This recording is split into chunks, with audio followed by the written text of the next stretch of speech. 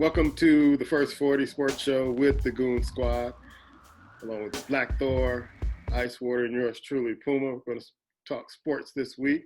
We're going to start with hot topics. Notre Dame is on probation. Say it ain't so, Black. Say it ain't so. Couldn't happen to a better university, baby. I mean, when you put yourself out there as being the elite, you do everything better. You have that persona, and you get caught your hand in the cookie jar. Yeah, come on. You know, it is what it is, baby. I mean, I'm sure other teams are doing it, but Notre Dame, yes, it's about time that we kind of see them who they really are.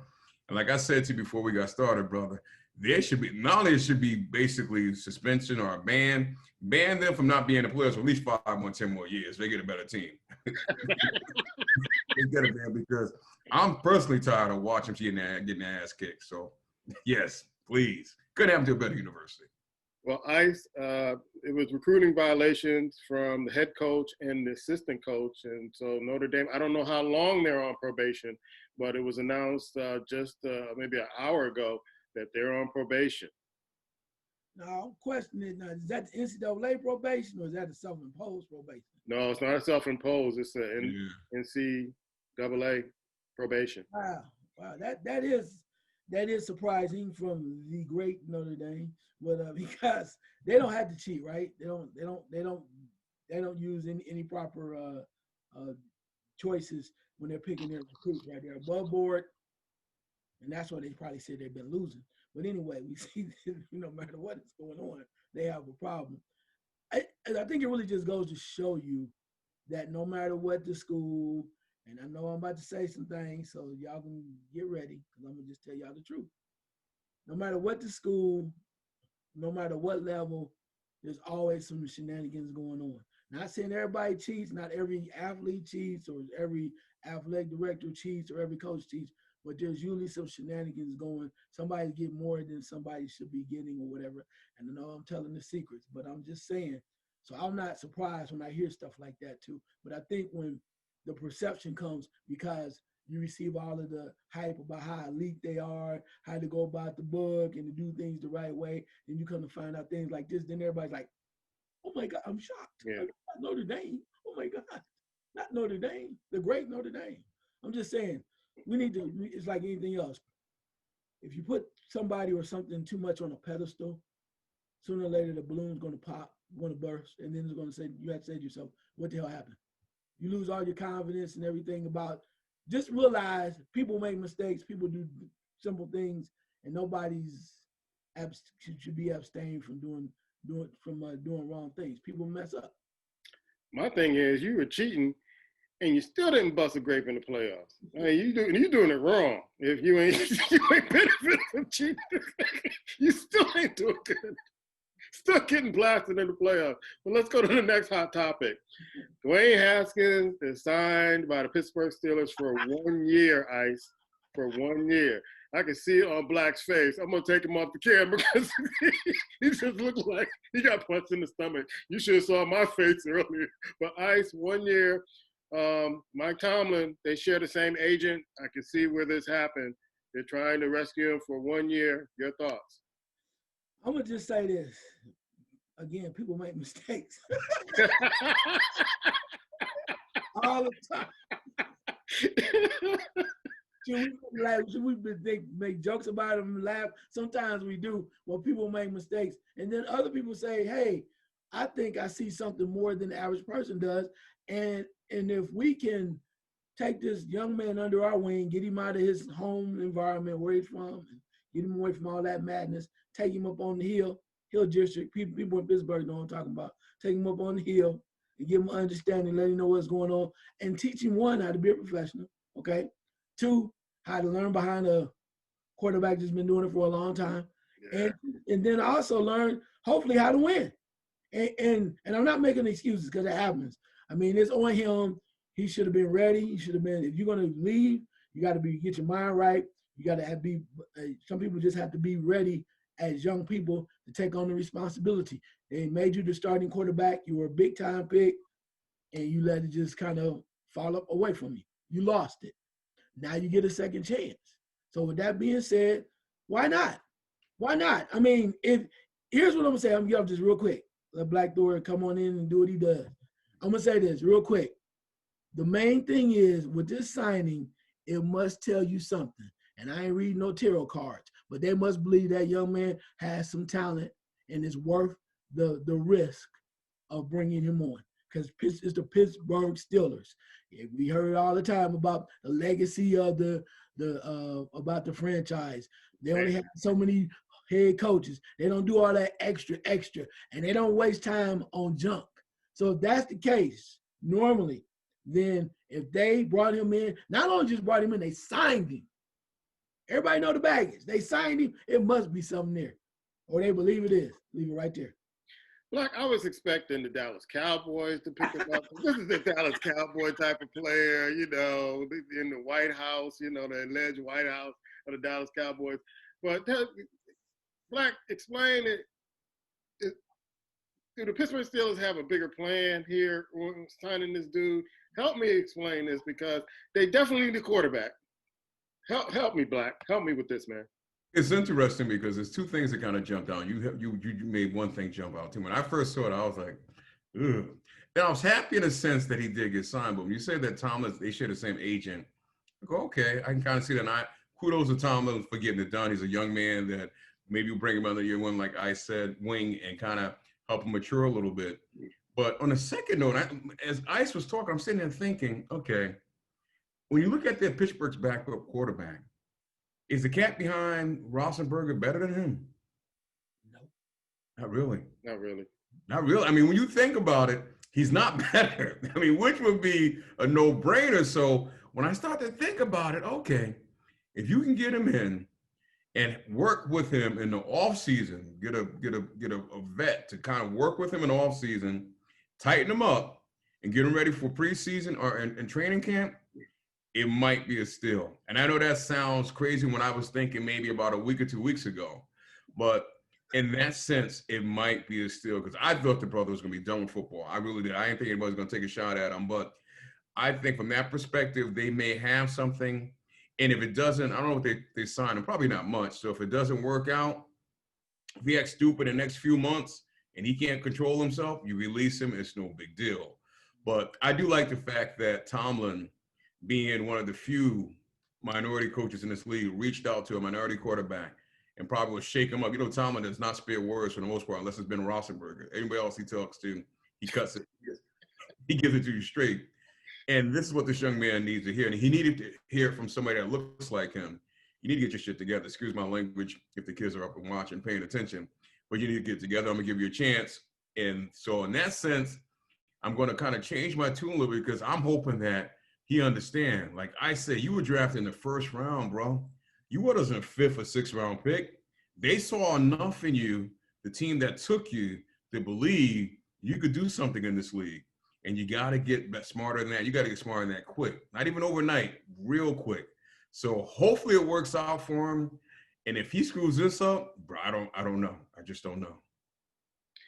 All right. Next topic we got on the hot topics is Phillip Rivers retires after 17 years. And I even had to stand up and clap, Black, when I heard this. But the second thought I had after he retired, is he a Hall of Famer? No, I listened to Shannon and Skip debate this in the season on Thursday night. They beat, I forgot who it was, but they had a good game on Thursday night, and they said to retire. Skip believed he could go win. Shannon wasn't sure. I don't think so, bro. If you're going to start putting players in the Hall of Fame because they played 15 years, then roll them in. Roll him in. He's a nice guy. He was a pretty good quarterback, but let's be honest, he didn't get it done. I'm not even talking about Super Bowl win. There's a lot of time Phillip Rivers didn't get done. If you look at a lot of games, his seasons he played, he would basically, a lot of his yards and his what's the name are garbage yards to me, because they had a problem with every season he played, the majority of the time, his team and him as a quarterback, they would lose like 5-6 games straight. Then they rallied the rest of the year when nobody's really taking him serious, and he gained a lot of garbage yards. And then if they made it to the playoffs, what did they do? And he was surrounded around good, superior talent, bro, for the majority time of his career. So you can't act like he didn't have talent around him. Remember his receiver? Gates, remember the running back he had? He had talent, bro. So I'm talking about good career, Hall of Fame. No, I just don't see it, bro. Hall of Fame. And if you're going to do that, then you know what? Take down the floodgates. Basically, stop this committee stuff of you choosing who's in and out. Just take players and throw them in because it means nothing. We know it's started been watered down the past several years anyway, but Hall of Fame, he's not. Likeable guy, go have a beer with him, but don't put him in the Hall of Fame. You know what I think is going to happen? Philip Rivers is going to land a job on TV. And you know what happens when you get on TV? Your career gets blown up like, you were Joe Montana in your career. And I think that's going to be his kind of path to the Hall of Fame. Even though I don't agree he should be in, I think that the more exposure he has, they call him one of the greatest trash talkers in NFL history. He gets on TV, he starts to shine, show the charisma, he's getting in the Hall. Ice, your thoughts? Yeah, well, I look at it this way. We mentioned before there's no Super Bowl rings, never made the Super Bowl. He has a subpar playoff record as well. I think it's below 500. And he played 17 years. But we know that the people that get in or that make the decisions in regards to the voters, they look at numbers, man. And I think the numbers are going to get him in. Now, I'm not saying he's the greatest quarterback or anything like that, but I think the numbers are going to get him in. You think about it. He's fifth all time in passing yards, 63,000 yards. He's fifth in passing in TD passes. And that's with Favre, Manning, Breeze, and you look at that. And when you say those names, just those names alone, people think that's like his rare air. And I think based on the numbers, not because of anything he's done spectacularly or anything like that, numbers are going to get him in. And they've done it before. They put other folks in there that you kind of shake your head and go, I don't know how that's possible. I mean, I'm still thinking they're trying to figure out some of those Ram wide receivers, because it's like the same dude between that and Reed from Buffalo. You don't know which one's different, but they find ways to put in different people, and other people sit on the sideline. Like you have some interesting folks coming up that have been waiting for a while in this upcoming one. And then you have some first timers that it's like, who goes first, who gets in. But I think, getting back to your question, I think the numbers are going to let Philip Rivers in. If I had a vote, I'd probably say no. And if he did get in, it would take him a while. But yeah, I think down the line, somewhere down the line, because they're going to look at his numbers and go, when they start saying those other names that I mentioned to you earlier, that's what's going to get him in. Yeah, because Warner, the quarterback, he's in the Hall of Fame. He didn't play that many years. He got a Super Bowl ring, but if he gets in, then how do you deny Philip Rivers who put in the work? Yeah, but Warner, bro, I mean, if you want to compare the careers, and I'm not saying it's fair to do so, Warner played in 2 Super Bowls, bro. Yeah, he did. And one thing I'll say about Warner, I'm sure if he's in, if he's going to make it, but his career, even though he had a short career, it was a Dallas career. Other than year that he played with the New York Giants, his career was stellar, bro. So I can reward him that, maybe take a little time. But again, I know Ice talk about the yards. Bro, a lot of those yards were they amounted to what? I mean, even I look at Brett Favre. Okay, Brett Favre, he kind of made it based on who he was and his yardage and the time he played. But there was a time when you knew Brett Favre got it done. Drew Brees, he got it done. He didn't get it done this past Sunday. We know that. But a lot of these quarterbacks that are in, they got it done. Even you look at a person like Warren Moon had a lot of yards. It took him a while, but Warren Moon was, in my opinion, more successful quarterback in clutch moments than this cat. And that's what I'm looking for. Name me the games where he made a difference and got them over the hump. Name me the seasons he did it. And you can't, like I said, his playoff record speaks for itself. So if you want to reward mediocrity, put him in. I mean, that's just my opinion. But then don't act like the Hall of Fame is a standard where players basically, because to me, always it was a standard where players basically did something in their particular position that moved the needle with the sport and the game. He didn't do that, bro. Phillip Rivers didn't do that. I only have one game I can think of. He played with a bad knee against the Patriots years ago in a play he lost that I can think about his whole career that stands out. There's a few games, if you give me Warner, I can go back to a few games, man. Warner lit it up, bro. And he found ways to get it done. So that, I know his career was shorter, and I have nothing against him as a quarterback, but I'm just not impressed with him. You say Hall of Fame, I'm just not impressed. I'm not. All right. Next topic, Ice, is Deshaun Watson. Now, there's reports saying that he is not happy in Houston. There are all types of teams putting in packages to try to trade for him. You got Miami, you got folks here in Chicago talking about trading for him, teams that have draft picks to give up. And they're talking about, we're going to talk about later, Eric Bieniemy. And that's pretty much the only job that's out there that's worth taking. But do you want to go to the Houston Texans? It seems like that organization is in disarray and kind of, try to make something out of anything in order to keep Deshaun Watson there in Houston with Eric Bieniemy. Your thoughts on Deshaun Watson in that situation? Well, it's really messed up. Starting getting to what Sean Watson said, it was a 2 for him. Now it's up to 10 because he's just tired of the whole mess. They bring in a general manager who they didn't have no idea who the hell the guy was, or he had never had opportunity to even discuss with the CEO, the owner. And then now we're hearing that the owner has kind of reached out, put an olive branch out to Deshaun Watson, kind of trying to clear it up. Hey, we messed up. We really value that kind of thing, value you. And we're trying to find out what's the best move for us. So the one thing that's really ironic here that you hear a little bit about it, but not much, is the factor that Deshaun Watson has a no trade clause. He has a no trade clause. Listen to me when I say that. And that simply means he can decide or he have influence as to where he's traded to if they decide to do that. So everybody's talking about, we're going to send him to Miami for Tua and all these picks and everything.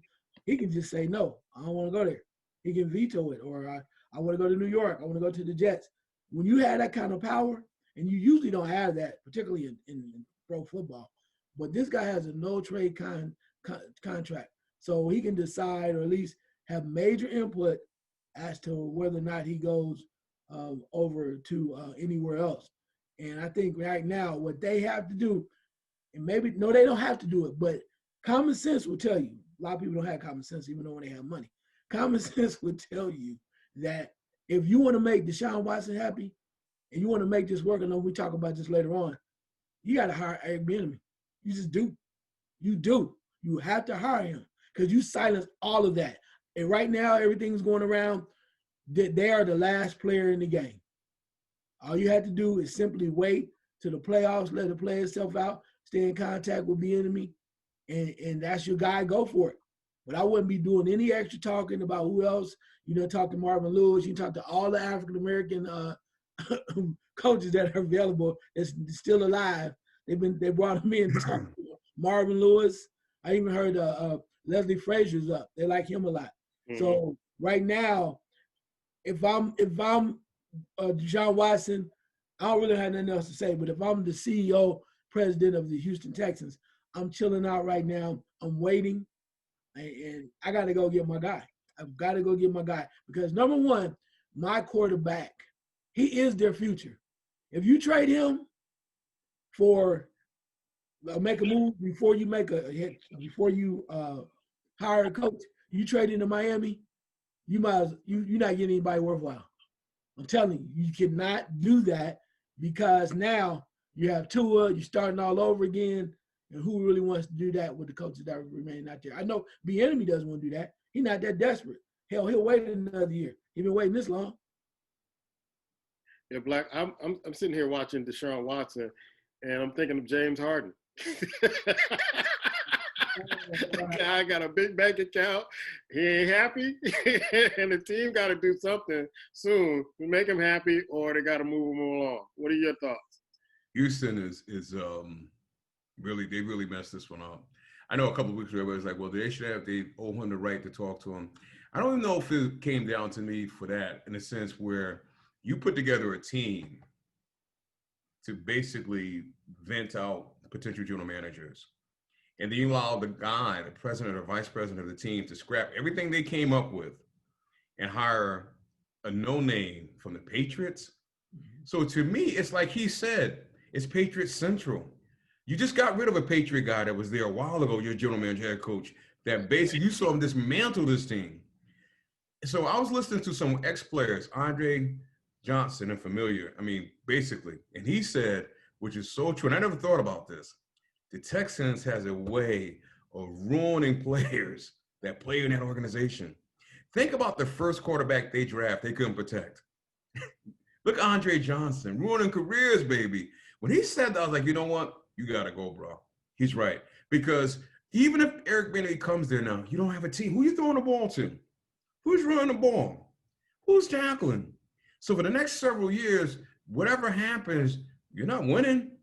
You know, you're going to be looking at Mahomes. You're going to be looking at the quarterback in Baltimore. All these young cats you're going to be looking at going leaps and bounds ahead of you. Because guess what? The organization foundation is much more serious than yours. And like I said, he has a no trade clause. Get the hell up out of there, bro. Get out of there. If you have to not play, and I didn't say this about Harding, it was a little different. But if you have not to play, don't have to play this year to get out of there, do what you got to do, bro. Force the hand to get you out of Houston because they have no idea what to do with you. And they're going to rob you of your career, your talents. I don't care if Eric Bieniemy is there or not. Get out of there. If they didn't have the right mind to talk to him when they could have a couple of weeks ago, they're not serious about hiring him. They don't want him. Whatever reason, black or not black. They don't want him. So don't take the consolation prize of him hiring him now and you two both suffer. I don't think Eric Bieniemy wants that job at this point. Why would you want to go to a franchise that you see is bumbling and stuff like that? So no, he's got to go, bro. He's got to force a trade. And at some point, if he stays on the road that he is, not talking, doing his little tweeting, he's a smart cat, bro. This obviously he's a very smart young man. He's coming about. He deserves to because that franchise is going nowhere no time soon. Don't be part of it. I thought when he signed a couple of years ago it was kind of a mistake because you saw then they wasn't going anywhere. His heart was in the right place. Of course, he wanted the money. You know what? Redeem yourself from that mistake. If you got to sit out for a little while, like you say, he's been good. I'm pretty sure he's done well with his money. Don't put that uniform on again, bro. Don't do it. Well, yeah, that's going to be an interesting story in the future on what they're going to do in the offseason with this mess that they made. And then a number of teams are making a mess. The Lions aren't serious about their head coach and hiring a head coach. Philly is not serious. They both have head coaches. I heard that the brother Raheem, who was at Atlanta, he's going somewhere to be a defensive coordinator, I think with the Rams. He just signed with the Rams as a defensive coordinator. But Ice, what do you think about these moves at quarterback? And then I'm going to throw this in. Eric Bieniemy and the Rooney Rule. It seems like, once again, we talk about this every year. The Rooney Rule is a joke because the owners aren't hiring folks that they don't want. Yeah, well, these hirings, these new coaches, I'm just blown away because what I'm blown away by most importantly is a lot of these guys don't have any head coaching experience. Okay, you say coordinator. You mean the Cam Dan Campbell from Detroit? He's never been a head coach. No, I take that back. An interim head coach for a few games, 10 games or so with Miami. But other than that, he's really just a player and been a coordinator. When I look at all these different positions and different whatnot, you can say interviews or whatever, but what makes these guys better than Eric Bieniemy? I don't get that. I don't get that. You can tell me he can't talk. He can't interview. He can win damn games, even if he don't call the plays. What is this? So, you know, Detroit is like the guys that, well, we're going to bite them in the knee and we bite us, we're going to bite you back. When we come to here, we're going to hit you again, and then we're going to wrestle with you. And when you hit us again, we're going to stand up 3 times to go, knock our head out, put some dirt on our wounds, and get back and fight. What the hell? Are you kidding me? He said, we're going to represent like Detroit. They've been down, they don't get up. What, was this a civil rights movement? What's going on? And is that going to help you win football games? You know about getting a quarterback that's ready to go, Stafford, somebody that can run the ball and catch the ball and play some defense. How about that? We're going to roll around in the dirt and we're going to stand up like the men that we are. What? That's one hell of an interview. Oh, it was a hell of an interview, but that's going to win games. We just got done with a lovely individual who was in the White House, talked a mad ass game. You ain't even talking from that. I'm just keeping it 100, whatever side you want. You make the call. But I'm just saying, Dude, I don't get it. So maybe they know better than us. So I want us to, real quick, watch closely to how these teams evolve during these next few seasons and tell me, all right, did they make the right choice? Maybe they did. But you have a guy that's sitting over here waiting. It's been one Super Bowl team and again going for another one. He got to know something. I mean, at least he can say, damn, I got a ring. How many of them other guys can say I got a ring? But hey, good luck, Detroit. Black, I look at Eric Bieniemy and how reporters ask him questions and how he answers questions and things of that sort. And it gives me more insight on the personality he is. He's focused. He knows what he's talking about. And all this, he doesn't interview well. Please miss me with that because I don't believe that. I do not believe that. What's your thoughts on these new hires from the Lions, Philly, and then Eric Bieniemy and this Rooney Rule? You know, it's interesting because I've heard a few weeks ago that from last season, he worked on his interviewing skills. Eric Bieniemy, I'm speaking of.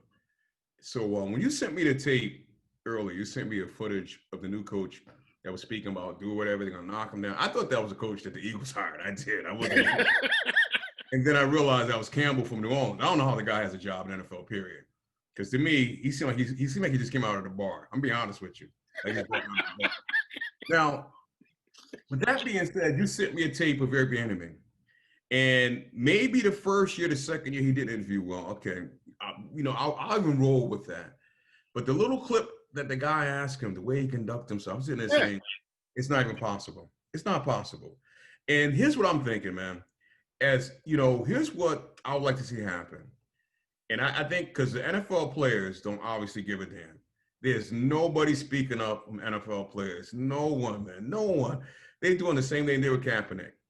It's time for us, brothers. It's time for us, realistically, to send Roger Goodell an email and say, here's what we're going to do. You've been playing long enough with this Rooney Rule. You've been doing this, and you've been acting like your hands are tied. But we're going to tie your hands. As Black people in this country, we're going to turn the NFL off. We aren't going to buy from the advertiser in the NFL until you start to do the right thing about Black men when it comes to coaching in the NFL, bro. And it's time for Black America to stand up. Either we want to just play it down, or keep watching. That's where you hit them in the pocketbook, bro, and make them realize that we're not playing. Because you're right. Every year the Rooney Rule come up, and guess what? We move it this time of year it happens. Let's talk about it again in preseason. Football starts, it's all forgotten. But when advertisers realize that we're not watching, they're not paying attention, they'll talk to Madison Avenue and talk to New York, and things will start to happen. So until we get serious, because here again, the NFL players, they ain't going to do it.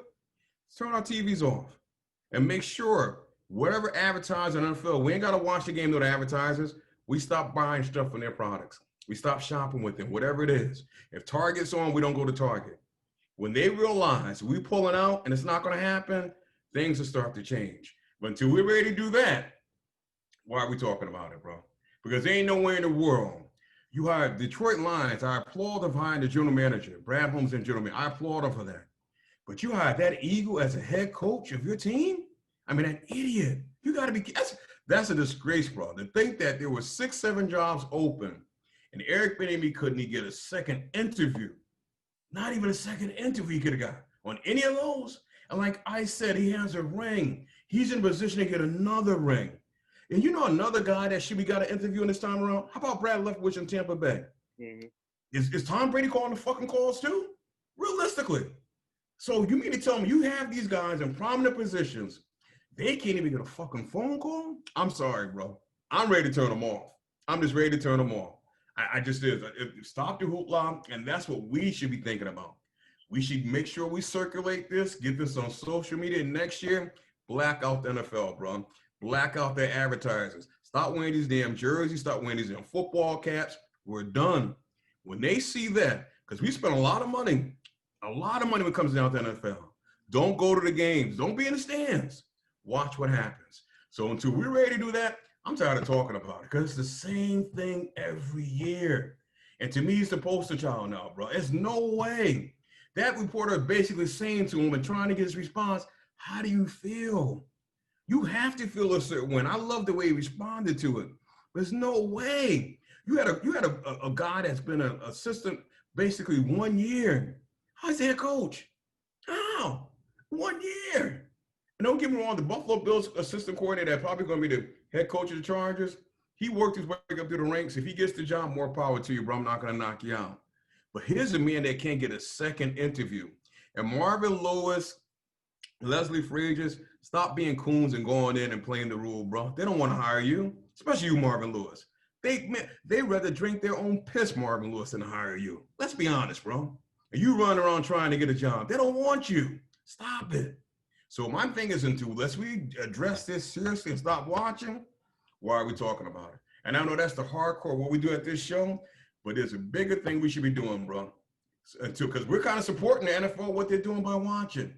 Next year should be totally different, and they need to know. If we email them, they don't want to make any adjustments, black out, bro. Black it out. Yeah. All right, so any response? Man, woo, what the hell's going on in this bizarro world? 101. I mean, I see that. I don't know. I don't know whether or not what are we going to collectively, can we do it? We try to do so many other things. I mean, if you're serious about it, you want to do it, I'm with it. But collectively, we've got to do something about it. Also, too, I mean, I understand when we say the players are not going to do anything. That's my problem. Them damn players, because they easily could get it done. Same way with Kaepernick. I'm not giving them a pass. I don't have a problem with the fans and people of color, but we got to put some damn heat on the players. You want to put some heat on them, African-American fans, because those are the people that also are part of families. You need to start putting heat on the players. We need to let them know, because we don't talk about that. We're on our show talking about it, and then they go, oh, nobody listening to them. But when you start seeing other people like boycotting or saying certain things about certain individuals stand up for themselves, and they just keep taking their money, not worrying about the next man. When you know three houses down, your cousin's struggling, and you want help him. I'm just saying, we have to put pressure on the damn players, because that's how it moves. Well, granted, it might move with the boycotting and the advertising, and collectively as a group of African Americans. I'm with that. Yes, I'm with that too. But the damn players are the key. They're the key, because they affect the money. We affect the money, but they affect the bottom line. Like I told you, when the Kaepernick, 5 major players sit out 2 weeks, they're going to change the crap up, because it's hitting fantasy football. It's hitting all kind of areas of revenue. And they don't want that. They want it to be smooth selling. So along with the African-American fans boycotting, damn it, it's time to hit to make some noise about them damn players too. Because they just keep rolling along like nothing's happening with it. It really don't affect me going along like nothing happened. That's all I'm saying. Well, you two know me. I love a good protest and a boycott, so I'm with it. Let's do it. Let's put it together.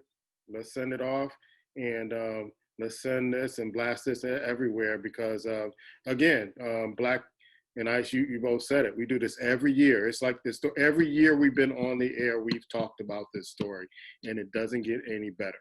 So I'm with it. I'm with it. Let's move to the NBA real quick. Black, I was watching the game last night where Colin Sexton put up Jackie Robinson's number up on the Brooklyn Nets with all 3 of them there. You had Kyrie throwing up 30 shots. The bench scored 10 points. The bench scored 10 points. And everybody's saying, oh, it's just one game. I'm like, you just saw a microcosm, because they gave away their bench to get these 3. And they're trying to figure out ways on getting them on the court. Maybe Kyrie could play with the bench players and all that. But Kyrie come back. He hit 37. It looks like he has no intention on being the second or third guy. I got the ball. I'm the point guard of this team. I am the man. I want to establish that right now. I am back. I think Harden, I don't know. I think he had a triple-double. KD, he came in second from the 3 in scoring. But the other game I saw was the Phoenix Suns, which Ice called it. That team is scary. Ayton I don't know who put some hot sauce in his food last night, but he was. But give me your eye test of the NBA, bro. Monty Williams, man. When you speak of Phoenix, you speak of Monty Williams, bro. It's amazing. He's the hidden gem that's been hiding out, or they've been hiding him in NBA for quite some time. And Ayton wasn't nothing last year, bro. Monty Williams is what's put that hot sauce in that team. He's putting it in the tank, and they're doing different. Golden State, man. You see what they did to LA? Oh yeah, Curry, boy. Yeah, just when you thought was time to put the, hey, put the cover on them and move them out the way, they're like, don't forget about us. And I think LA too is, they're talented, they're there, but I don't think it's gonna be much of what anything else. I'm gonna go to the Nets, man, because I'm looking right now, based on what you said and what I saw. You know who really should be kicking himself in the butt? Kevin Durant. Think about this a second. You left Westbrook to come back to another Westbrook. You are the new Westbrook, baby. He's not going to give you the ball. He's not. What man can basically walk away from a team? Think about this for a second. Hide out for 2 to 3 weeks. Pop back up. Don't really say much. Step on the court and don't give you the ball. Bro, you got a new Kevin Durant. Like you said, the bench had how many points? 10. 10. You're not going to pass the ball. That general man should feel awesome. Because you put together a team that's not going nowhere. And I'm going to give it mid-season my all-star break. That team's going to blow up. It's going to blow up, man. Because something's going to happen where there's going to be some drama because there's no chemistry there. And that's who Irving was. I remember a couple of years ago when he was the Boston Celtics. And I said this, when Boston had that run, he sat on the bench. I said, the best thing the Celtics can do is get rid of him next year. You said, no. Irvin is all about himself. When he can't and the reason why we can't do what he can do, this is what he does. He pouts, and that's why he really went away. He could talk about everything else, what happened in the White House, Washington. You know why he stopped playing for a period of time? They were winning without him and despite him, and they were passing the ball. He's not used to that, bro. He was mad when LeBron came back to Cleveland. He always wants to be the head Negro and the ones getting it done. And when he's not, he pouts, he does this, and the first night back, you throw it in third and still lose the game.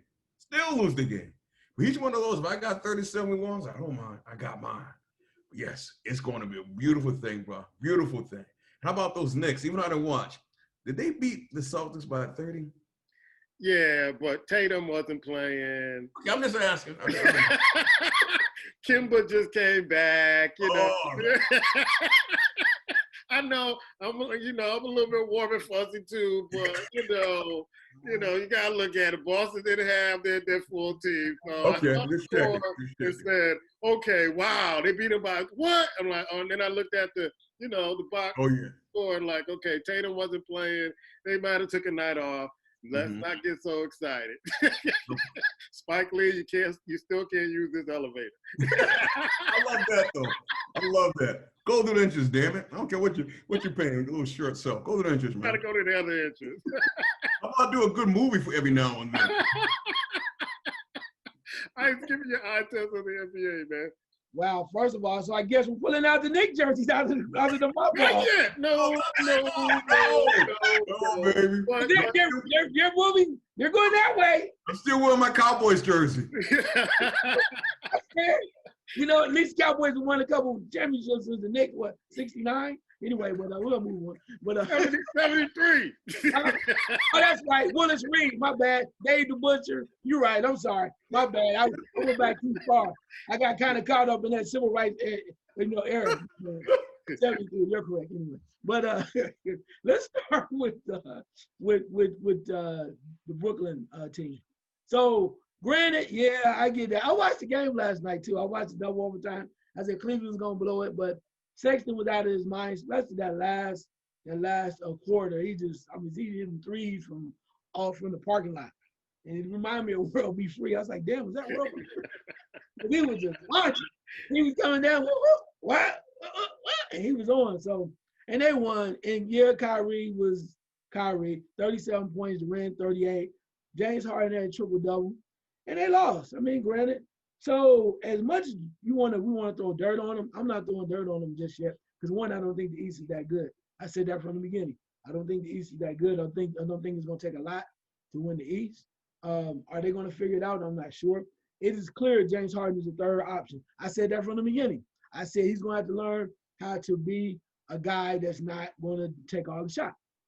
And granted, we saw last night those two individuals, Durant and Irvin, are basically, nah, bro.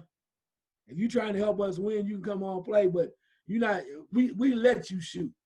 So he must have known going into Brooklyn that that's how it was going to be. If he didn't, he found out real quick. So I don't think the East is that good in regards to overall. I think they still have a shot. I think it's going to take them a little time. I'm not going to say they're going to win the East. I'm not saying they're going to win it all. But I will point to you a couple of days, nights before, when Kyrie did not play, they did beat a team by the name of Milwaukee. They beat Milwaukee 125-123. When when Milwaukee was healthy, your boy, the outstanding two-time MVP, was playing too. And guess what? Night-night. They ain't got enough pieces. I tried to tell you that. So if here's what I'm saying to you.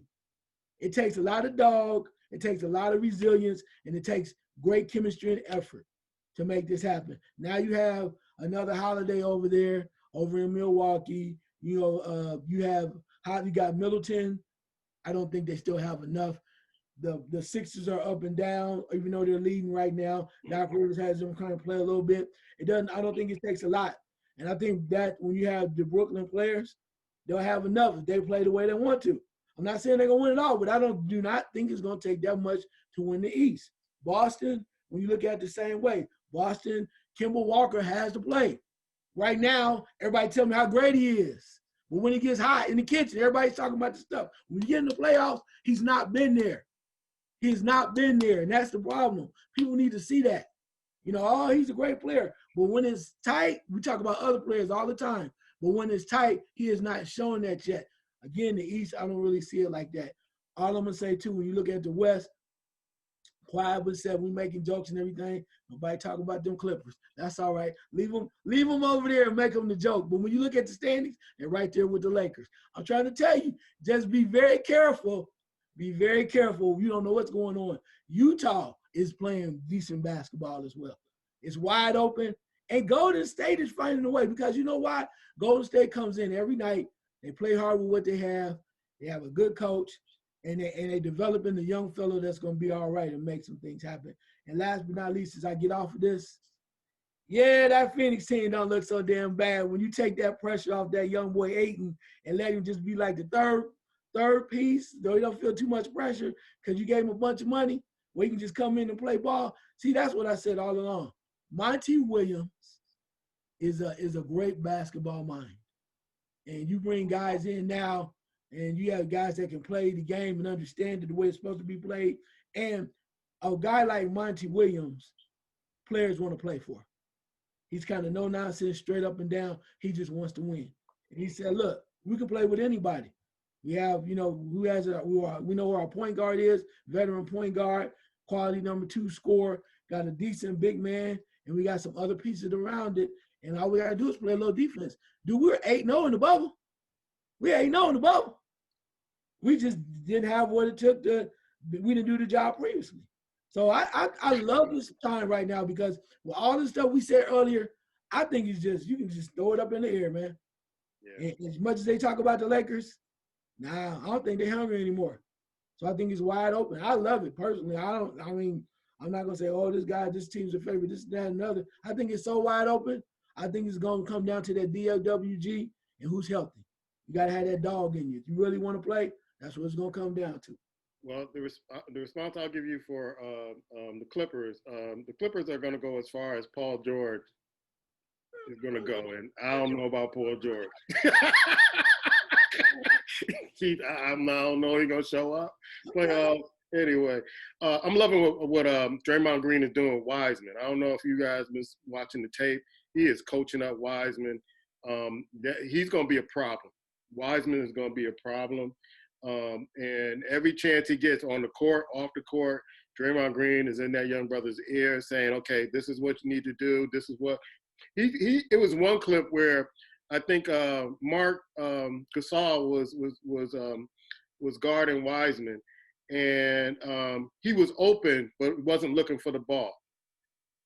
And Draymond went up to him like, listen, you got keep your eye on the ball. You should always have your eye on the ball. He said, and Mark Gasol was right there when he's talking. He said, I'm loving what you're doing, Mark Gasol, because he can't guard you or whatever. You can get open on him. Just look for the ball. Mark Gasol standing right next to him. Just tell him, like, you a beast, bro. You got this. All you got to do is some, fine tuning, and you got it. And I love the way he's kind of just, mentoring them and getting them going. Black, I'm going to quote Marty Schottenheimer about the Knicks. They are number 8. If they went into the bubble today, the Knicks would be in the playoff. There's a gleam, gentlemen. There's a gleam. I don't even know what that means to this day. There's a gleam. But the Knicks might be in it. It's a gleam. All right, let's go to NFL real quick because we have some great games coming up and on the weekend. Let's talk about the divisional games. What kind of stood out to you, Black, in the divisional games that led to the AFC and NFC championship? The way the Packers disassembled the Rams defense, bro. Where they just basically went in. Not went in. They was at home and just disassembled them. They couldn't get a pass rush from Aaron Rodgers. Aaron Rodgers started toying with them. But ironically, I remember they hired this new coach 2 years ago, a year and a half ago. And one of the main things he tried to do, I know everybody focused in the offseason about the receivers and all that stuff. We saw that about them drafting a quarterback. But one of the first things he tried to do when he got there in Green Bay is establish a running game. And damn it, they ain't got one, bro. They was pounding that rock Saturday in the cold. When you can run in the cold, you can beat anybody. And when you can beat the Rams defense like that in the cold and run the ball, that's very impressive. And what Aaron Rodgers did to them when he dropped back, I thought the Rams were going to play, but I even picked the Rams to win the game. I thought the defense, they can handle it. Now, I see why they were crying. The Rams were crying at the end of the game, bro, because that was disheartening what they did to them. I'm going to give Tampa Bay defense some credit, even though I think Sean Payton made a very big mistake throughout the season. And here's what I'm going to say why. If you knew Drew Brees could not throw the ball down the field, it was your obligation to get Jameis Winston. You signed him to get him ready for that particular time to play. To bring him in for a trick play and not play him, and you had a chance early in the season, you went with the other quarterback who's hurt now. And I'm not faulting you for that. But Winston should have been ready to play when you knew Drew Brees doesn't have it anymore. And there's no way you didn't see that until that particular game. He played a horrible game, bro. He's contemplating. No, Drew Brees, you are retired, bro. There's no need to contemplate. That was 2 weeks. We've seen 2 playoffs in a row where you just play bad. And it could happen to a better fellow. Because how you feel about the flag, take yourself home in it, bathe in it, wrap yourself, sleep in it, do whatever you want to do, bro. I'm happy to see that on a grandstand, you played the way you played. Buffalo, bro, it's going to be interesting to see because that quarterback and Diggs are playing lights out. I don't know if they kind of basically sleep in the same room together and they talk about plays when they go to sleep, but they got something going on, man, in Buffalo. That quarterback, Diggs, I'm a little surprised they was able to win that game without even running the ball, but I think they was trying to get ahead of Baltimore so much that Baltimore had to fight and come back and win. And I was impressed how they did that. Kansas City, even if Mahomes, plays, I'm just not sure. But I tell you one thing I do love the fact that Andy Reid now is a gambler. Andy Reid's like, nah, we this ain't Philly no more, baby. We're going to basically go, we're going to take you by the jugular. I'm just going to say this, man. And to me, Cleveland had that game, bro. They had that game. And to me, when they got the ball back from the interception, Cleveland Browns reverted back to Cleveland Browns that we've known and seen every year. That play calling was horrendous at that point. How do you come out first down? You got to go down the field, bro, and throw not even a 2-yard, throw like a little pass to a running back that's clearly not open. And then you come back and try it again on third down. At some point, like they say in football, you got to line up, and mine got to be yours. And that's what Cleveland got afraid of at that point. They were coming back, and for some reason they got there and they got timid. Mahomes is out. You already know old football. When you can knock out their best, and I'm not saying that's what they was planning to do, but if you knock out their best, you got to go win the game, bro. you got to go win the game. And Cleveland lost that game to me on that drive mentally, not on the field. They got scared. They choked up a little bit, and they resorted back to being Cleveland Browns. They don't have the dog in them yet. It may come next year, but Cleveland don't have that dog to step up and take over when they have to, and that's why they're out of the playoffs. Yeah, I thought they made some crucial mistakes down this stretch too. I'm telling people here, Odell Beckham, Cleveland need to cut ties. They are better without him. They are better without. They play like a team without him. They really don't need him. And he's, before the last game was, hurrah, hey, we're doing this, no, we ain't doing it. You at home. The Cleveland Browns are doing it. Your thoughts about the divisional playoffs? Yeah, let's stick right there. Earlier when Odell Beckham got hurt, we were talking about that, and then we mentioned the factor that Baker Mayfield felt some kind of way. He felt like obligated to try to find him all the time. This way, he doesn't have to do that. He just has to throw the guy to the right, the guy who's open. And then you got to give some credit, a lot of credit early on to the coach for forcing Baker to really understand how to run play-action football. That's how you're supposed to run play-action football. And you're right. They're right on point, hanging on with Kansas City. Mahomes gets hurt. They're down by 11. They scored a touchdown. Quarterback goes back to pass. Those are interception. They get the interception, and then they turn around and just kind of lose it, turn back into the old Browns. And my way of thinking is, as you said about the juggler, hopefully next year they'll get this right or start moving in their direction. If you know what's going on there too, we always talk about their dynamic running game, right? Imagine this. Why not, some people, they say in basketball, teams that like to press, full court press, don't like to be pressed, right? You hear that all the time. Why wouldn't you flip this? Cleveland playing Kansas City, quarterback out, defense is on his heels. You got two of the best running backs in the league, that 1-2 combination. When you start to pass the football, why not put all those weapons on the field, right? Why not put Hunt on the field along with Chubb, right, and wide receivers, and make this thing happen? Make them play you straight up. Instead of, you've been running this way, but all the marbles are on the table. We're trying to win this game, man. We're trying to win this game. So you're trying to win the game, put everybody out there. They choked up, and now my friends are calling me, well, I heard they didn't get there was some bad referee calls. I was like, man, hell no. When you got the ball back after that interception, you're supposed to go down the field and win the damn game. So don't tell me about referees and none of the other crap. As you say, miss me with that. There's no way to that point of that.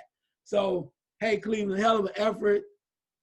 Kansas City was scared to death. And if they don't say it, they're lying to you. But otherwise, you look at the other games. Buffalo, man. Buffalo strong. I'm telling you, they are so strong. I think, again, I mentioned to you guys before, I think they had the best talent overall, and they just had to prove it. And against Baltimore, they showed you what they could do. They put that pressure on there, start locking up people, and doing what they're supposed to do. Overall, as a team, they're strong as hell. Question is, are they ready to take that next step? It's going to be very interesting. But right now, the effort is, they're like here, man. Their confidence level is real high. I was very impressed by that win. Green Bay and the Rams, messing with that frozen tundra. I'm trying to tell you. You don't want to mess with that, man, because Green Bay showed you. Rams, okay, you got over on Seattle, right? This is not Seattle. And they wouldn't handled it. Again, you put Goff in a very difficult position. He simply, I don't know what, I'm going to give him part of it to his hand. He couldn't put the ball where it needed to be, man. And simply put, they were ready for that. Aaron Rodgers was like, nah, man, you coming up here, it's cold, you blowing on your hand. You got Aaron Donald, he's still looking to make sure that his rib pack is set in the right place. Yeah. A lot of stuff going on. So Green Bay took him to the woodshed, and they beat him down. And last but not least, Tampa Bay and New Orleans. I'm going to just say this. I think New Orleans, everybody made a big deal about that, as Blackthorne mentioned about getting Jameis Winston ready. Ironically, the one trick play they used, he threw a 56-yard touchdown, right? 56-yard touchdown. You should have had him ready. All you need to do is calm him down. He can sling the rock if you can just get rid of the interceptions. I loved him in fantasy last year. He can sling the rock. He can move the ball. You just have to tell him, don't make these bonehead decisions. But they didn't do that. And after a while, it became really sad because I'm sitting there watching. I'm like, the Saints are making a move. They're trying to move. And then you see the guys running down the field. Hey, I'm open. I'm open. Like, dude can't throw the ball 25 yards, man. You know what it reminded me of? It Yeah. reminded me of those old NFL films with Johnny Unitas when they try to bring him back on the field to kind of just pull one out and he just didn't have it. That's what it reminded me of. It's like they were trying to just hang with him, thinking he could make the magic happen one more time, like the James Ingram song, just once, and it just wasn't going to happen. It just wasn't going to happen. Yeah, when you look at that too, that was the main thing because I watched the last part of the drive and he couldn't throw it about 25 yards. Safety, cornerback stepped right in front. Whoop, thank you. Yep. It just went back and it was just repeated. And all he could do was just snap his strap on his helmet because he knew he couldn't do it anymore. And New Orleans has a dynamite defense when they want to play. But you give Brady a few weapons, I mean, doesn't have to be special. They're getting it done. This is going to be a hell of a game. I'm looking forward to Green Bay and Tampa Bay because let's go with that. Give me your thoughts about the games this weekend, and we'll go to Black next. You just never know, man. I know we're talking about the frozen tundra, bro, but if Antonio Brown, even if he doesn't play, one thing I'm noticing, and everybody's laughing, and they're like, "Oh, you made a mistake in bringing down Gronkowski." No, baby, it's Gronk time. You notice who catching the ball when it counts right now? Who's catching balls? Y'all, well, he ain't played in 9 weeks. Nobody cares. That's his role. All of a sudden, he's healthy. He like Bill Walton in the NBA. All of a sudden, when it counts, he helped you. Got you. How many catches you had today, Gronk? About 6 for 175 yards. That's what he does. He plays for the big time. That's what they brought him in for. You have even the running backs. I think Jones is hurt. Fournette is trying to even act like he wants to play a little bit. That confidence, when you're around a guy like that, and I know we don't want to, I know 100 years old, but when people have not won before, around this time, they start high-fiving because they start feeling good. Mike Evans, perfect example. Guys want to win, and they are now basically, if you do the math, they are 4 quarters away from reaching the Super Bowl, man. 4 quarters, man. Imagine that. A win, they go to the Super Bowl, and they'll be the first team to host the Super Bowl. Oh, you better not let that happen because, Tom Brady be like, yeah, what's up, Bill? Anyway, I'm just saying. So I think it's exciting. I'm looking forward to it. Week 6, Tampa Bay gave Green Bay the business. Yeah. They gave them the business. And I think Green Bay set up, got home field advantage ready to go. I think they can win the game. They can. But just don't count that Tom Brady out. Because you put a little pressure on Aaron Rodgers, anything can happen. And the defense can rise to the occasion. So I'm looking forward to that. And the other game, Buffalo and Kansas City. I'm going to just say this. If Mahomes don't play, Buffalo won the Super Bowl. But I know he's going to play. But the question is, I think this is Buffalo's year. With all that's going on, they're playing at such a high level. Each time for the challenge, they rise up. They have to rise up big time because this is defending champion. But the question is, how bad you want it? I know it's Mahomes. I know it's all of the freaks that he has on offense. The defense rises too. But the question is this like the young bull? We've seen this in NBA basketball. How many times do you knock the big dog off the porch? You knock him off the crown. When you take the crown from him, it's Buffalo's time. Are they ready? Yeah, this is uncharted territory for them. They're gonna have to raise it up. Black, I was my dad texted me during the Green Bay game last week when Aaron Rodgers ran in for the touchdown. Like it started snowing as soon as he ran into the end zone. It must be cold there. Oh. Your thoughts this weekend, man? There's some big games this weekend. I'm gonna start with Kansas City and Buffalo, and I think we were all looking forward to seeing Lamar Jackson and Holmes kind of basically build this type of rivalry. I think the rivalry is this weekend between these two teams right here, bro. I think they're gonna start to basically dominate the AFC. Buffalo's already taken on their division by storm. I think they set to do that for a while. I think Mahomes is gonna play too, but I question him playing and how accurate, how good he's gonna be, because I don't think he's totally right, bro. He did not look good from that concussion. I'm not sure he's gonna be that good if he hits a couple of times. there's something about Kansas City will, though. You saw it in that game in the fourth quarter. Like I said, even when Cleveland kind of backed down, that defense, the will just kicked in. Even the backup quarterback, Henny, came out there with some will, bro. That team is deep with will and deep with players. But Buffalo scares me, man. They scare me because they are just loaded with confidence. Dig is playing beyond his mind, bro, out of his mind. And only thing that bothers me with Buffalo a little bit is that they didn't attempt to run the ball that much against Baltimore. I don't think you can do that against Kansas City and stay in the game. I just don't think you can. But I'm tempted to go with them. I'm real tempted to go with them because I just think Kansas City has kind of played a little bit this season on and off switch. And if that switch is off against Buffalo, they don't make them pay the price. And I'm not sure what the switch is going to be with Mahomes because I'm not sure if they can come and really just do what they normally do. So I'm going to take the upset. And I had Kansas City going earlier to win, but I'm going to take the upset because this quarterback, man, is playing out of his mind. He's hard to get down. And when you think he's going out of bounds, he's slinging it down the field. And I think that might be a little bit too much for Kansas City. So I'm going to take Buffalo there. Green Bay, man, I think this is their year. I think it's their year to get to the Super Bowl. They have everything they need. The running game is going. Tampa Bay looked good against New Orleans. Their defense is real impressive. I'm going to give it to them. Todd Bowles is back in his normal state as a defensive coordinator. He had a great game plan. But you're playing a quarterback this week that can get it down 60 yards down the field, not 25. It's going to be a little different. And some of these Tampa Bay players aren't used to that cold, bro. When that cold hits them a little bit and the quarterbacks start coming through those holes, by third or fourth quarter, you ain't going to be tackling like you did maybe in the first quarter. You're going to be feeling the same way. And I think Green Bay mixed it up enough to where I think they're going to keep that defense off the field. And another thing about Tampa Bay, this score came off turnovers. Yeah. I don't think Green Bay's going to turn it over like they did, like New Orleans did, and give them those free chances to get downfield and to score easy points. And Tom Brady has made a career capitalizing off of your mistakes. Green Bay is not going to give that to him. So I'm going to look at Green Bay and Buffalo facing in the Super Bowl.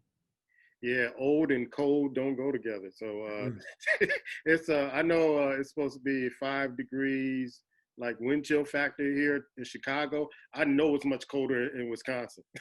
They're above us. And I throw one thing in there, Tom Brady's gonna be like, yeah, like I never played in the cold before. Yeah, he played in New England, but I lived in the New England area. It ain't like Wisconsin. It is not like Wisconsin cold. It is not. So, yeah, and like I said, old and cold don't go together. But it should be a good game. This segment of the show, we talk college basketball. We just move Black Thor out the way. And me and Ice going to talk some college basketball and Major League Baseball. You got to be left.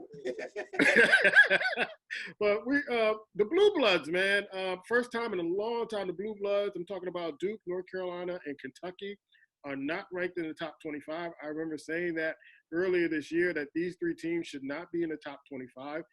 I don't know what's going on with the recruiting with North Carolina, but their big guys are puppies. They remind me of Azubuike before Azubuike took the courage pill and became a beast in the paint. They have a lot of big men in North Carolina, but they just aren't. They're just puppies. They're not dogs yet. Duke, it doesn't look like that fundamentally sound team that Duke has. You don't know. You're not sure of who the point guard should be. They're a young team. The one and done kind of experiment is over. And Kentucky the same way. Calipari is struggling trying to keep the team together. They lost again last night, and trying to keep it together so they can get to a tournament. But I can't see any of these teams busting a grape in the tournament. Before we go into this week in basketball, what are your thoughts about the Blue Bloods not being ranked? Well, I mean, it's a weird kind of year, right? It's a very weird kind of year. So I think you was laughing at me when I told you before. Remember I told you Tampa was going to go to the Super Bowl? Anyway, I just went the baseball team. Yeah, man, rub it in. How much you know? But no, I think that really would have been a different kind of year. And I think that the key is the chemistry, right? So when you have opportunity to spend the time that you did with the guys and they're in kind of not perfect scenarios. You talk about Kentucky. I just don't think that this class was ready.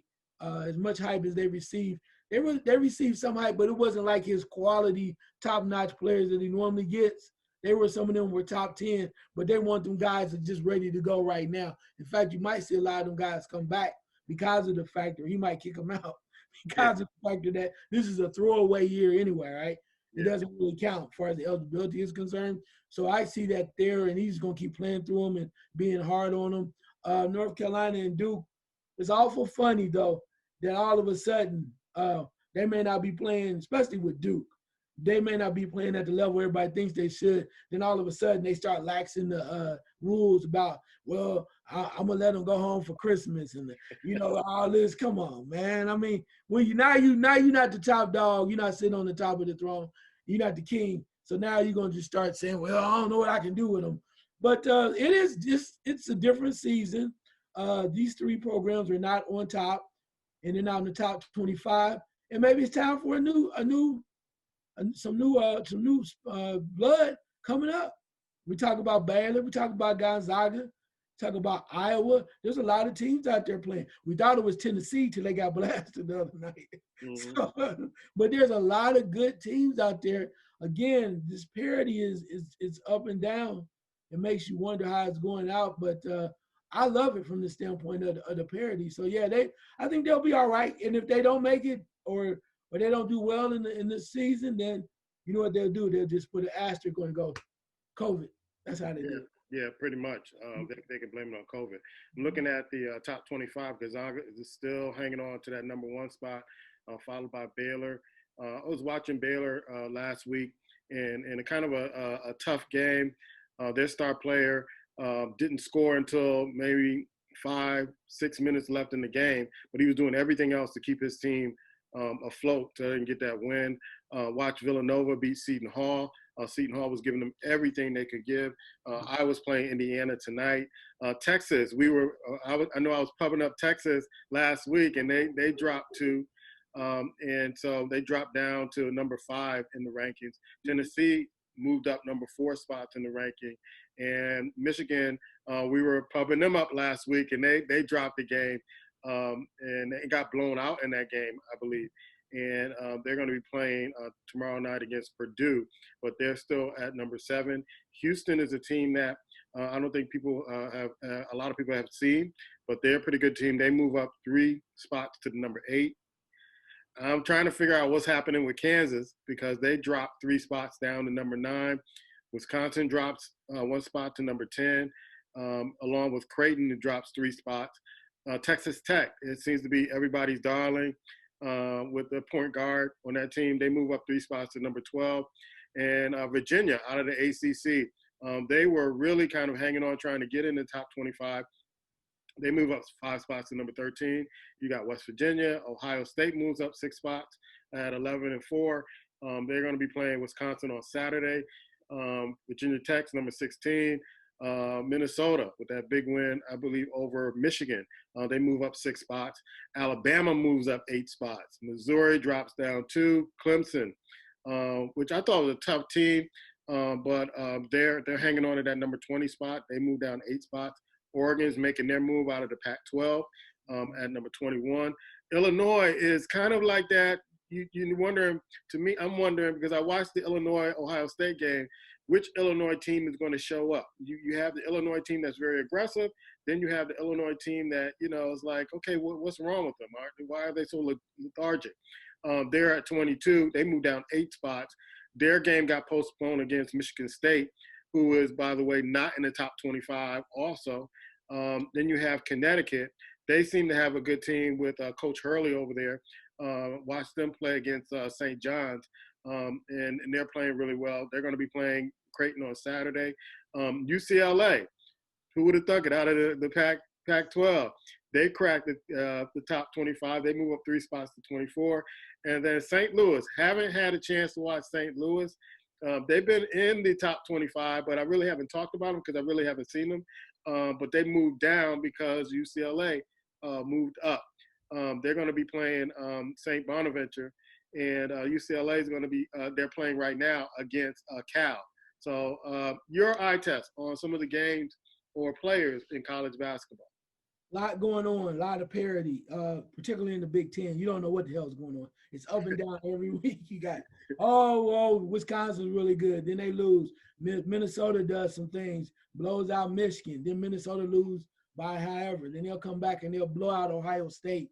And then Ohio State will beat Illinois when they don't even have all their assortment of players. They're losing the point guard, Dwayne Washington, right now is not playing. So many different things are going on in that Big Ten. And the only team that really seems like they're really stable is Iowa, but there's no guarantee there. I love it. Again, with this parity, it just makes things so exciting. People are moving around.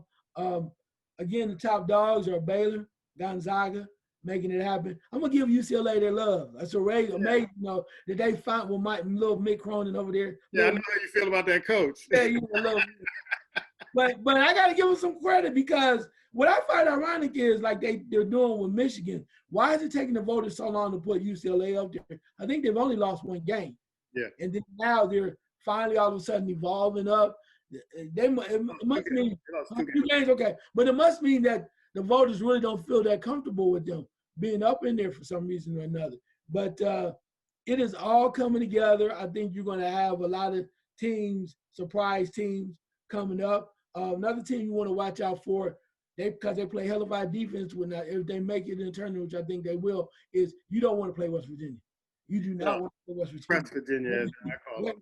You don't want to play them because Huggins has another type of squad on there now where these guys are just hungry and they're going, hell, it's COVID.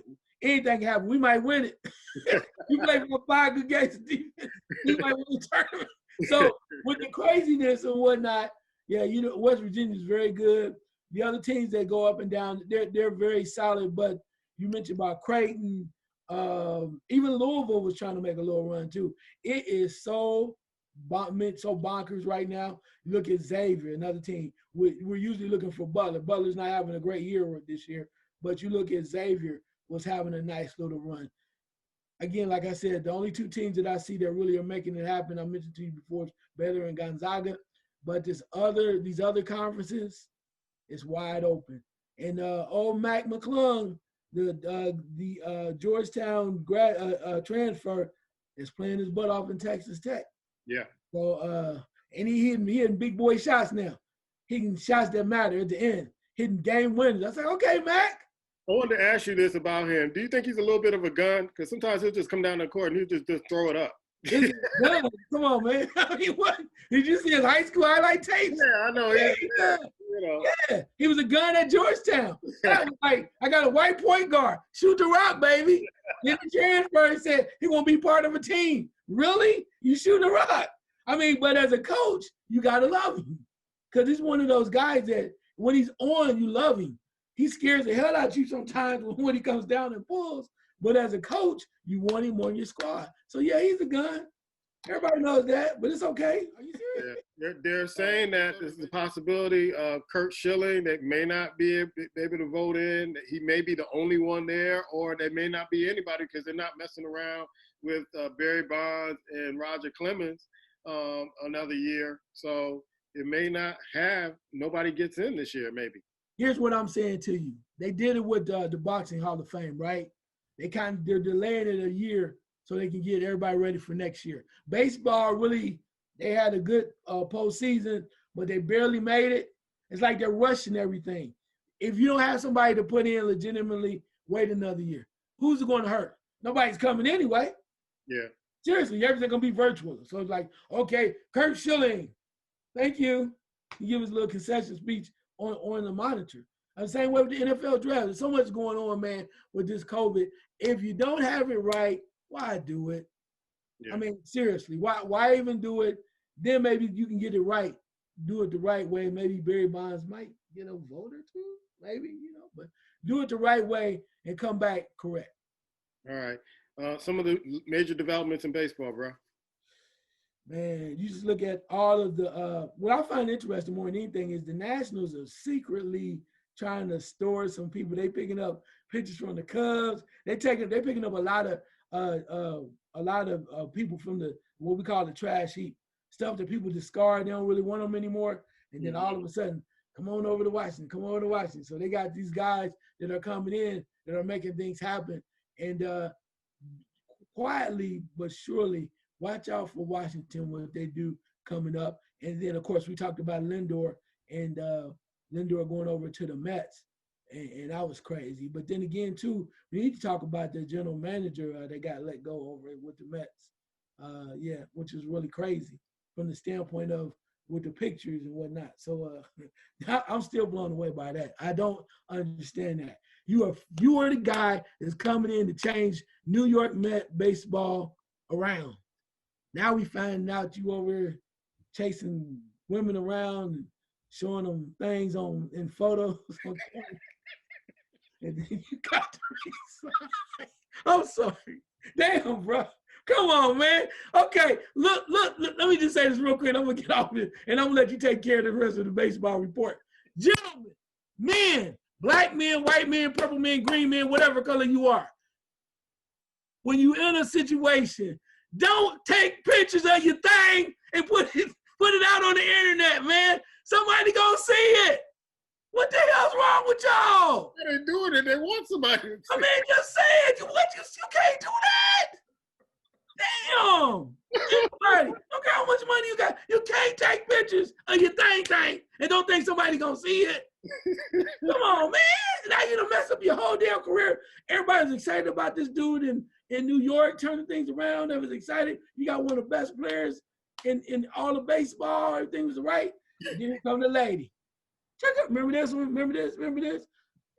Oh man, man, wake up.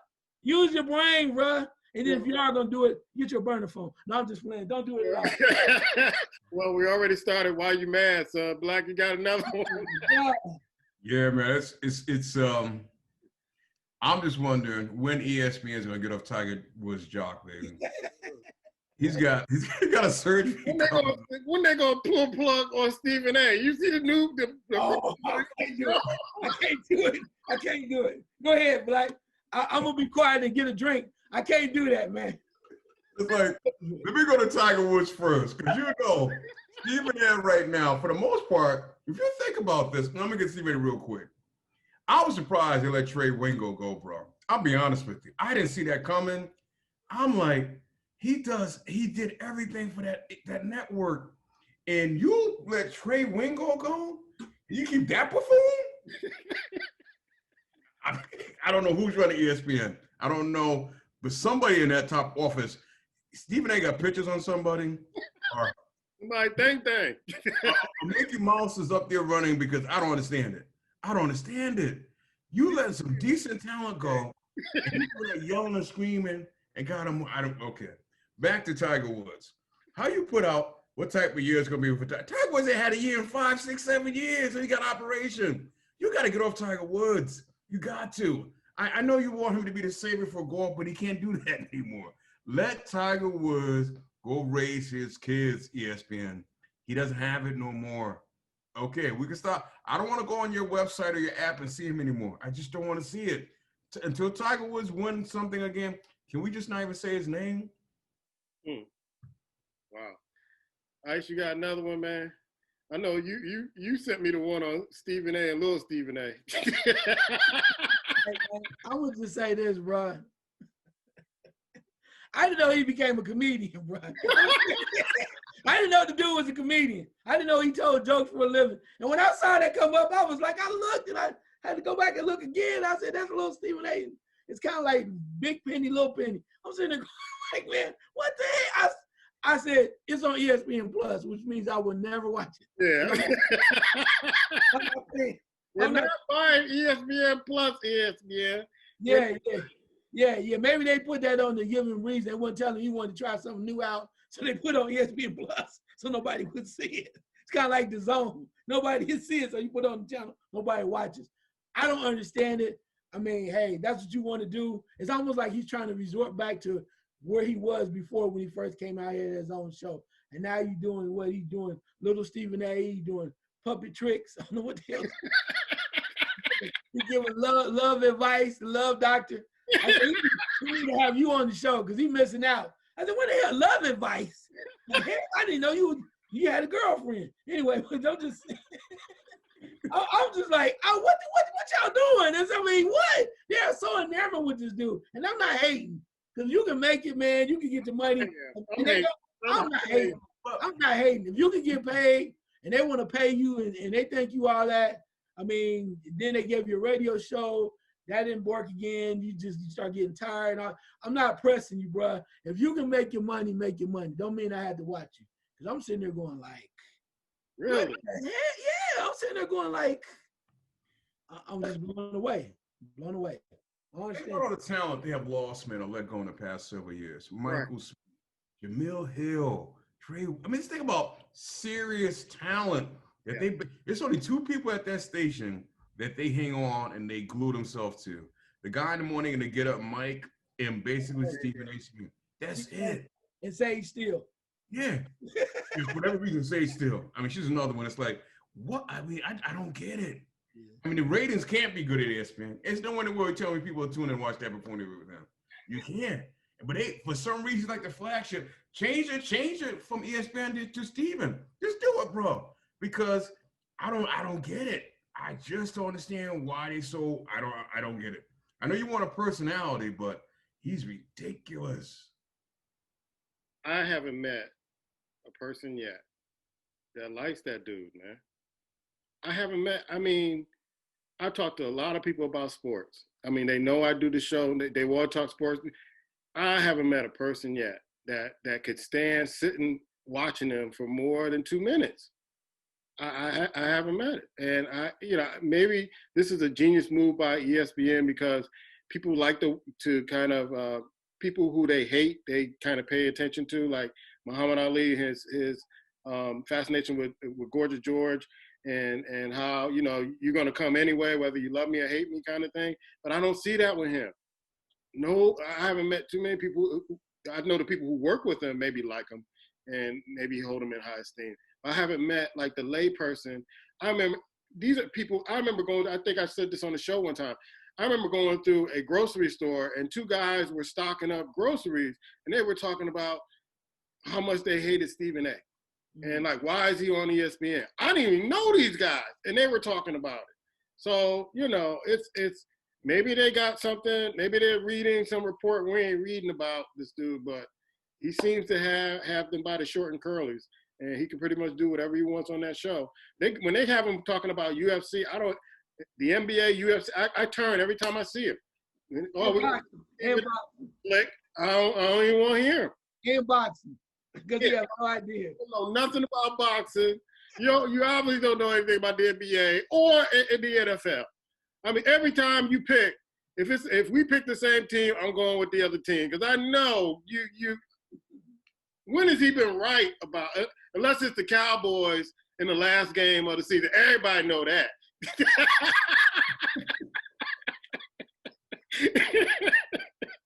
Black, what's your first question, man? Ooh, this is interesting. I saw an article, and I kind of took this from the article in a sense. If Aaron Rodgers was to go on and win in Tampa Bay, win the Super Bowl, you think he would retire? Wow. Ice, what do you think? Nah, I think he has more to prove. I think he wants to. How many Super Bowls has he won? That'd be a second if he wins that one. He didn't want to.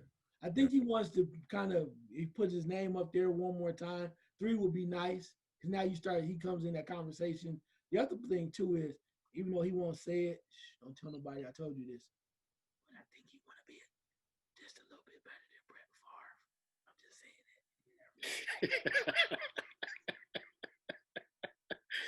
it. And the more he can pile on, the more he can go.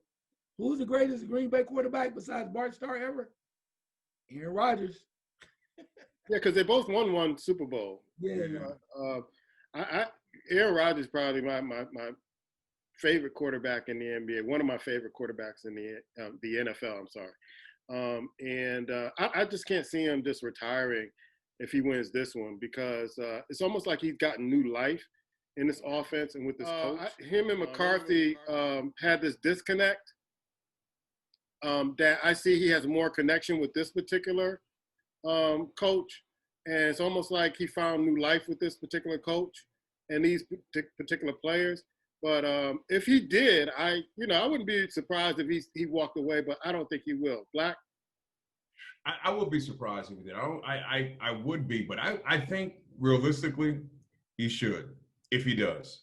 I don't think there's nothing else to prove or to chase. And you got to keep in mind, they did draft your replacement. You can go play a little bit more. You could try to come back maybe another season. But at some point, the decision may not be yours. And if they do decide to pull the rug underneath him, where you going to go? Where you going to go? So, yeah, I think that's going to be real interesting for him in the offseason. If he wins it, that's got to be a thought process because he's going to be, 38 soon? I think he still have playing in him. I think he still can play at a high level, but sometimes teams don't allow you to play to you can't play anymore. So it's something to think about. I think his contract is up in 2023, I believe. Yeah, I think he has a couple of more years on his contract. Okay. Yeah. All right, Ice, what's your question? Yeah, I've been thinking about this. We stay in the realm of NFL quarterbacks. Considering what's happening, we're saying that there's a strong possibility Drew Brees is going to retire since this was like his last season. What is New Orleans going to do overall as a franchise? Because you think about it, Michael Thomas is out. He's going to have surgery or whatever. There's things he was talking about possibly going somewhere else because he was kind of disgruntled for a little bit. Who's going to be the quarterback? How do you go about that as far as being the quarterback? Because this is so key for that team because you got a lot of talent still down there. So you bring in a Jameis Winston? Do you bring somebody else in? This is a very critical moment. And then how long is Sean Payton going to stay around? This is a very critical moment in this decision for Saints football. Black, what's your thoughts? I'm going to start with this, man. I think Michael Thomas nailed this season in, bro. I remember he got hurt the first game, and I think he came back. But in my mind, he wanted to kind of wait for the playoffs. He didn't want to play this season, bro. He just didn't want to play this season. And now he's talking about going. So they just signed you to a big contract, bro. Right? I mean, where's that coming from? I mean, he got in a fight with one of the players in scrimmage when they were practicing. And I just watched him all throughout the year. When he didn't have that contract, he was hungry. He ripped the field up. But to me, he never was mentally prepared to play this year. They got to go with Jameson, bro. They got to go with him. There's no way, even if you bring back Hill when he's under contract, Hill's not ready to be a drop-back quarterback in this league. He'll win you some games, but he's not going to win you a lot. You got to put Jameis out there. Sean Payton, you call yourself an offensive genius, you got to run some plays that he can run, keep him out of situation where he's going to throw. He has to think a lot and see the field, and you got to go with it, bro. You brought him in because you're not going to be able to draft. What quarterback is you going to bring in now that might be a free agent is going to kind of help that boat stay there? I think here again, if he could have got him ready throughout the year, it would have been a better situation for them. It's Jameson or their window will start to close. Yeah, I'm looking at. Remember I can't remember Dan Marino had a backup quarterback who was like a utility quarterback. He was on special teams. He was in like special packages. I forget the quarterback, but I kind of see New Orleans doing that with Jameis Winston and Hill. Having two quarterbacks, one utility quarterback in case the Winston goes down. But this is why they got Winston. This is exactly why they got Winston. Is the heir apparent to Brees. So they let Teddy Bridgewater go, which I thought would have been a better suited quarterback for New Orleans. They let him go. They were able to get Jameis Winston when Tampa Bay let him go. So this is what you traded and brought him in for to take over when Brees leave. But that mix between him and Hill, I kind of look at it as Jameis will be the main guy, but Hill's going to have a impact on that offense and the utility guy to do whatever he needs to do to move the team down the field. Ice, your thoughts? Yeah, I think they're going to do something. I mean, because you try to bring somebody in, it's probably going to cost you too much money, and then you're not going to be able to keep all that salary. So I think Jameis is going to have to be the guy. Again, I think that they know how to sit him down and just really tell him, here's what we need to do and move the ball plus two is weird. Like, I mean, we were laughing about it, and you mentioned about Hill being the quarterback and him possibly being the guy. I'm like, dude, I just don't see it. And sooner or later, when they get the film on him, they're going to catch up to him. But Jameis, when he's right, he can, I mean, the year before, it doesn't lie. He can sling the rock, and he likes to throw the ball. And you have enough weapons if you can get Michael Thomas back on point. They have some other wide receivers, and you have Alvin Kamara. You know, maybe Mark Ingram come back now since he got a little extra time on his hands. Since Baltimore let him go. I couldn't believe Baltimore let him. Yeah. But I mean, considering what was happening, they're kind of loaded. They're going with a young group. But yeah, so Jameis is gonna have to step up to the plate and really be serious about it and really say, here's the opportunity to be on a team that matters, and he could do that for the next 3-4 years, or however long Peyton stays around, or even if you bring a new coach in. They have some talent down there, along with that defense. This could be the brand new coming back story for Jameis Winston as a winner. Okay, fellas, let's table the other stories with Zion Williamson winning his court battle, and Conor McGregor has a big fight this weekend, and he has a big fight outside the ring also that we could talk about. Him being sued by some women, a lady and her mama. So we'll have more of that next week. Let's go to last second shot. Black, what's your last second shot? I'm gonna go back to what I said earlier, man. Either we're gonna do what we gotta do, and who knows where it can take us. But I think it's time for a groundswell. NFL know that black people basically are not happy the way they've been treating black coaches, black general managers, black assistant coaches, the way they play the 3-car Molly game with us. We're done with that, bro. And it's time for us to let them know. And there's no better way than to let them know by not watching. But the key thing they have yet to see is that when we decide to no longer service the people that you're advertising with, they'll get the hint. They'll get the hint that we're serious. All right. Ice, last second shot. Yeah, I was all over the place. Didn't know what I was going to talk about, NBA, whatever. But then Black Thor gave me a thought. ESPN, I want to tell you something. Since you have nothing to focus on besides Tiger Woods, if you need a replacement for Tiger Woods, I have the perfect scenario for you. You're so desperate. Tiger Woods had back surgery. What's going to happen to him next? Hell, he got to get well first. Tiger Woods over here, he had another court case. Tiger Woods or whatever. Tiger Woods is not feeling well. Let's grab Tiger Woods. We don't need to see Tiger Woods anymore. Let's focus on Charlie Woods. Charlie Woods has some tournaments coming up, baby. Let's start covering his tournaments every week. Where is he going to be? How is he working out? How is he working with his dad? Is he able to follow in the footsteps of his dad? How does he feel when he has a split between the homes, between with his mom and his dad? How is he working out? Is his dad treating him the same way that his grandfather treated his father when they're teaching about the golf game? And how does he feel about golf overall in general? And how you like about it when you start learning more about girls? There's your new story, Charlie Woods. There you go. Thank you. You're welcome, ESPN.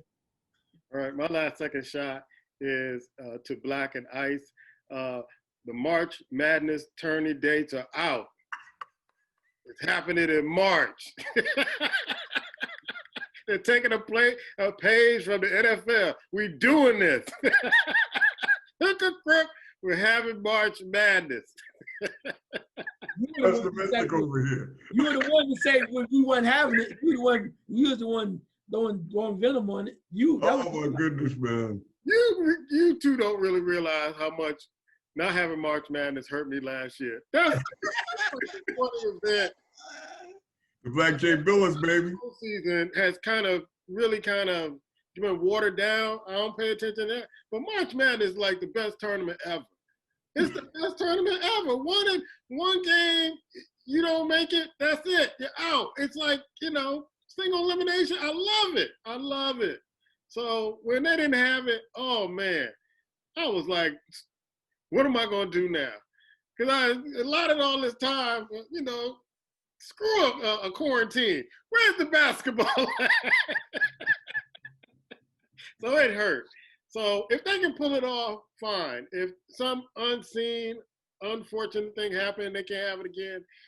I guess I did it one year. I'll do it again. But they put the dates out. They doing it. That's our show for this week. We'll be back next week. Comment. Like Jay Billis, baby. We will be back next week. Peace.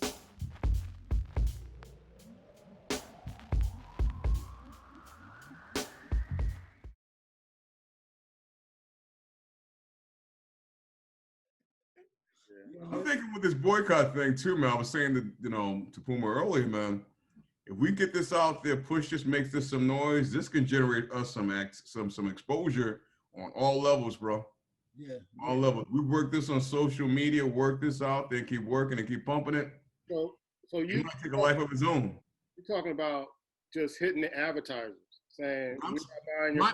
It's so funny. This just came to me tonight. The first thing I would do is email the NFL. Mm-hmm. We would basically tell them that we're what we're feeling, what we're thinking, and here's what we would like to see. If anything, it's going to sound crazy, but I think how we set up, we would like to have a conversation. Just us three, like to have a conversation to discuss it. They're going to probably ignore us. Give them a few emails, but that sets the foundation. At that point, we hit social media.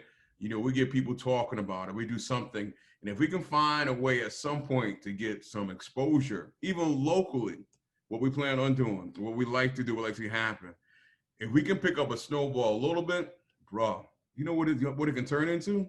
Yeah. And if black people basically get on it and decide, yes, we're not doing this, but the key of not basically spending money at the advertisers, that's going to be the hook. It's not that we're going to black out not watching TV. NFL will be like, okay, you're not watching. But when they realize our dollars, that's what's going to get us attention too. We realize our dollars are not going to be going towards advertisers. That's what's going to get us exposure and get us attention. Like a petition too? Yeah. We can do that. That was my next thing. Because when you start seeing the names and the numbers, yes, how many people are serious about this, or yes, the ones that are willing to sign their name to it, mm-hmm. it gets people attention. If nothing else, for the point of the volume of the exposure that we're going to get. Yes. So yeah, definitely a petition, bro, for sure. It could be something. Games on Sunday. Yeah, I was listening to the last show where Ice was like, "Well, I don't know about you," when you did that, like the 8 seconds. I don't know about you. Man, I tell you, the comments I get back from people, they love the humor, they love to talk. But the humor between the two of us, man. The big one was the macaroni and cheese. That macaroni and cheese was a hit, baby. That was a hit. Hey, man. Yeah, don't you go trying that macaroni and cheese from Chick-fil-A. That ain't yeah. Not even there, huh? Oh, man. That get you, yeah. Well, people know. That shows people know. People know. They're like, boy, look, hey, I can tell you right now, you ain't had no real macaroni. Because you wouldn't be talking that way.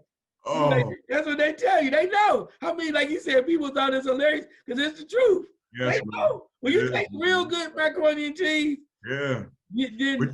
Go ahead.